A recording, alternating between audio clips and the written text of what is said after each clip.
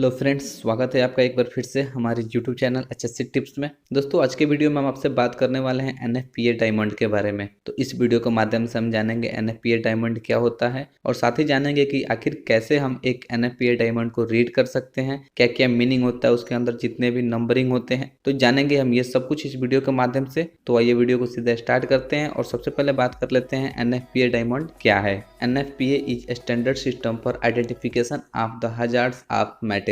NFPA जो होता है एक स्टैंडर्ड सिस्टम होता है जिससे कि किसी मटेरियल के हजार्ड्स का आइडेंटिफिकेशन किया जाता है। ये जो स्टैंडर्ड होता है यूएस बेस्ड स्टैंडर्ड होता है एंड NFPA का full form national fire protection association होता है। देखिए, ये जो सिस्टम होता है इसमें क्या होता है ये थोड़ा देखते हैं। ये जो सिस्टम होता है इसमें एक कलर कोडेड डायमंड होता है जिसमें क्या होता है कि 4 क्वाड्रेंट होते हैं, यानी कि इसके 4 पार्ट्स होते हैं और इनमें से ऊपर के 3 क्वाड्रेंट में नंबर का यूज किया जाता है। ध्यान दीजिएगा, मैंने यहाँ पे क्या बोला, नंबर का यूज किया जाता है, जो कि health hazard, flammability hazard and reactivity hazard के डिग्री को इंडिकेट करता है, यानी कि वो कितना डिग्री, मतलब उसका कितना रिस्क है, इसको वहां पे ये इंडिकेट करता है। और जो निचला क्वाड्रेंट होता है वह स्पेशल हजार्ड को इंडिकेट करता है। तो अब हम बात करते हैं कि ये जो नंबरिंग हम करते हैं उसका क्या मतलब होता है, यानी किस चीज को वो इंडिकेट करता है। तो आइए देखते हैं। सबसे पहले बात करते हैं हेल्थ हजार्ड के बारे में। तो देखिए, जो हेल्थ हजार्ड का जो सिंबल होता है ये ब्लू कलर का होता है। तो इसमें नंबरिंग इस प्रकार से होता है, अगर वहां पे 0 है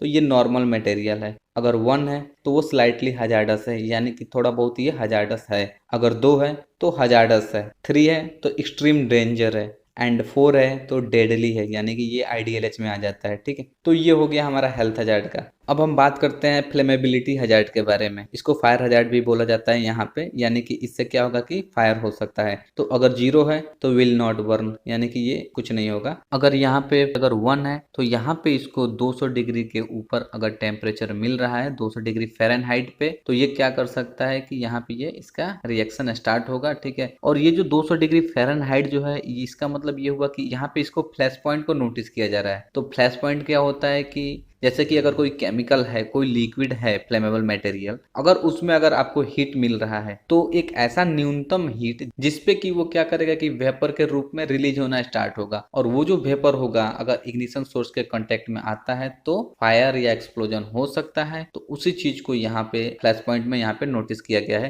कि अगर 1 है तो वहां पे अगर 200 डिग्री फ़ारेनहाइट टेम्परेचर अगर मिल रहा है तो उसका रिलीजिंग स्टार्ट होगा और आगे चल के ये फायर में कन्वर्ट हो सकता है। अगर 2 है तो यानी कि यहाँ पे इसको अगर 200 डिग्री के नीचे भी मिल रहा है और 100 से ऊपर मिल रहा है तो इसके रेंज में आता है, तो इसमें भी वो फायर हो सकता है। नेक्स्ट, अगर यहाँ पे 3 है तो यहाँ पे बिलो 100 डिग्री फ़ारेनहाइट में लिया जाता है, तो अगर उसके नीचे भी है तो क्या होगा कि ये फायर में कन्वर्ट हो सकता है। एंड अगर यहाँ पे 4 है तो बिलो 73 डिग्री फ़ारेनहाइट लिया जाता है, यानी कि 73 डिग्री से भी नीचे भी अगर टेम्परेचर इसको मिल रहा है तो ये फायर में कन्वर्ट हो सकता है। ओके, तो ये जो पॉइंट सब है ये क्या है, डिग्री जो इसके दिए हुए इसी इसका फ्लैश पॉइंट है। अगर इतना टेम्परेचर इसको मिल रहा है तो ये क्या होगा, जो भी लिक्विड है वो रिलीजिंग स्टार्ट कर सकता है और फायर में कन्वर्ट हो सकता है। ओके, अब देखिए यहाँ पे नीचे देखते हैं रिएक्टिविटी हजार्ड। इसको इनस्टेबिलिटी हजार्ड भी बोला जाता है। तो अगर यहाँ पे 0 है तो ये स्टेबल है, यानी कि ये कोई भी रिएक्शन नहीं करेगा। अगर 1 है तो अनस्टेबल हो जाएगा।